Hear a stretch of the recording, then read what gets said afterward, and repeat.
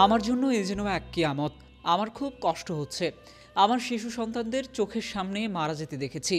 আমি কোন অবস্থার মধ্য দিয়ে গেছি তা কি আপনারা কল্পনা করতে পারেন? কথাগুলো বলেছিলেন আফগানিস্তানের আমিনা নামের এক নারী। আমিনা এরই মধ্যে তার ৬ শিশু সন্তানকে হারিয়েছেন। তাদের সবার বয়স ৩ বছরের কম ছিল। আরেক কন্যা সন্তান বেঁচে থাকার জন্য সংগ্রাম করছে। ৭ মাস বয়সী এই শিশুর নাম বিবি হাজেরা। এই বয়সেও তাকে দেখে নবজাতক মনে হয়। তীব্র অপুষ্টিতে ভোগা শিশুটি পূর্ব আফগানিস্তানের নানগারহার প্রদেশের জালালাবাদ আঞ্চলিক হাসপাতালে ভর্তি। আফগানিস্তানের ৩২ লাখ শিশু তীব্র অপুষ্টিতে ভুগছেন।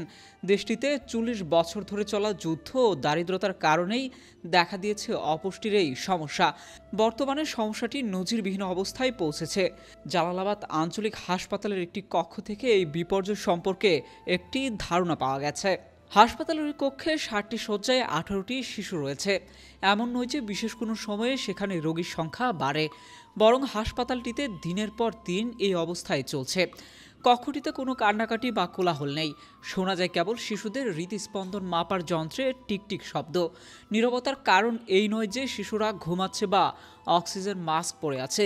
অধিকাংশ শিশুই জাগ্রত, তবে নড়াচড়া বা শব্দ করার মতো শক্তি তাদের শরীরে নেই।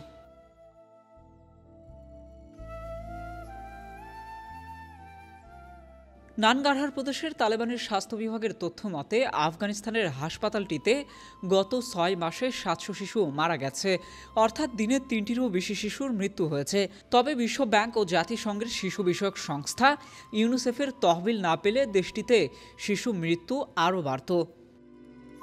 ২০২১ সালের আগস্ট তথা তালেবান কাবুল নিয়ন্ত্রণে নেওয়ার আগ পর্যন্ত আন্তর্জাতিক সহায়তা সরাসরি আফগানিস্তানের স্বাস্থ্য মন্ত্রণালয়ে যেত। তালেবানের ক্ষমতা গ্রহণের পর সরাসরি সহায়তা দেওয়া বন্ধ হয়ে গেছে, কারণ তালেবানের উপর পশ্চিমাদের নিষেধাজ্ঞা রয়েছে। ফলে দেশটির স্বাস্থ্য খাত একেবারে ভেঙে পড়েছে। বর্তমানে আন্তর্জাতিক দাতা সংস্থাগুলো কিছু কিছু সহায়তা দিচ্ছে। দাতা সংস্থাগুলো যে অল্প অল্প সহায়তা দিচ্ছে তা আফগানিস্তানের সমস্যা সমাধানের জন্য যথেষ্ট নয়।